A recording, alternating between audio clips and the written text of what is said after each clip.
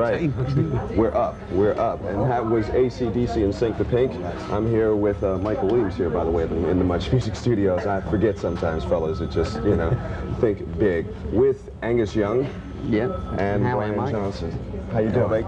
All right, respectively of AC/DC. Now, you've been on the road touring to support the brand new album, which is entitled Fly on the Wall. The album came out of, to me, it came out of nowhere almost. There was no really big build-up to it, like, let's say, for those about to rock. Well, I've never been one for razzmatazz. Just go ahead and do it. Yeah. Where was the album recorded? In Montreux, Switzerland. Yeah. And we usually, they have a Montreux Jazz Festival, and they hold it in a casino each year. And we used that room, big ballroom it was. And they got a studio next door. We didn't use the studio, we just used the facilities.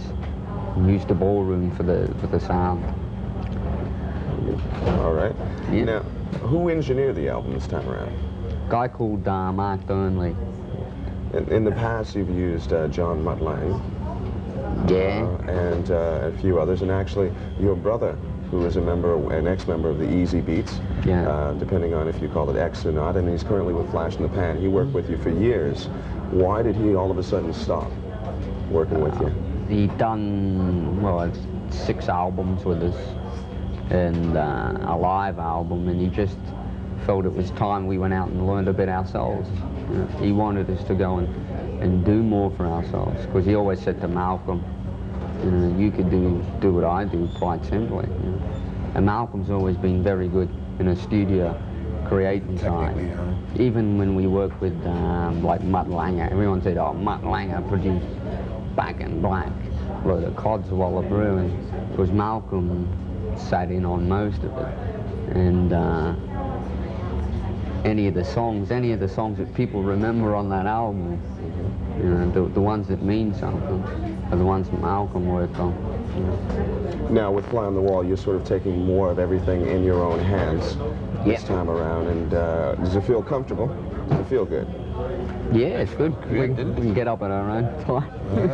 That felt good. It felt like everybody was just having to, not so much you didn't have to work or worry about anybody else. Like the lads come in and you just have a good time, but working at the same time, And like Mal and Ang would be sitting there, and they knew what they wanted, and they knew what everybody was capable of, so we just went in and done it. It was really good. I thoroughly enjoyed it, right from... All right, now let's take a look at the second video. Actually, no, the first video. The first video was entitled Danger. Okay, let's take a look at it. AC/DC on the nation's music station, Much Music from Fly on the Wall, Danger.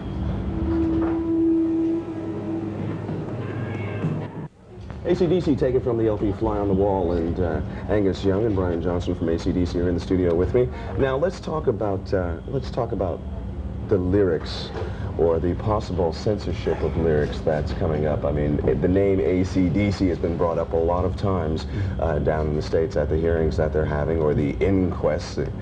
Yes, and the Inquisition. Yeah, the Inquisition on rock lyrics.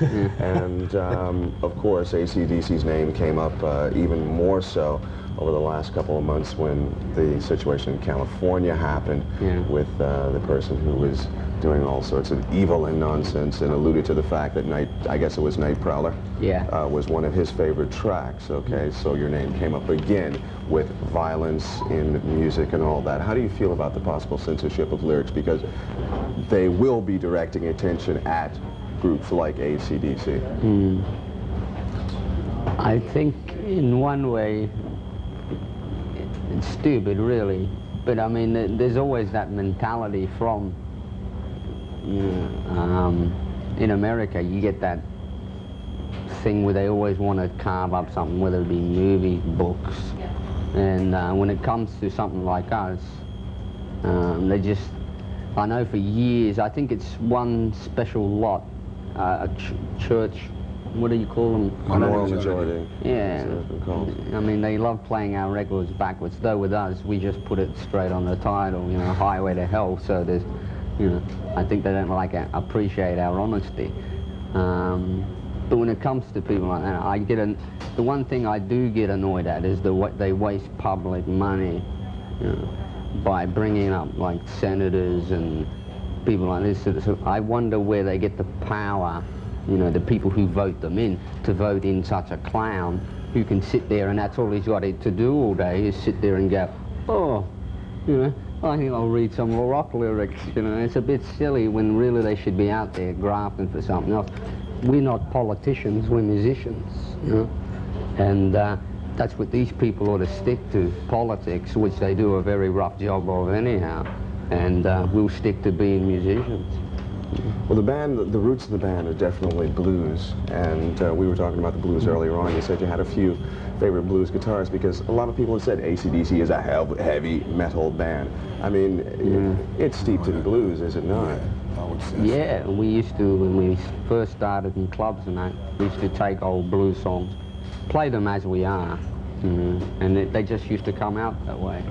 And I think that's it's stuck with us all that time, because it's more of a feeling then. It's not just, hey, I'm going to blast your eardrums to death. And that's the feeling that I got from Back in Black, which is my favorite AC/DC LP.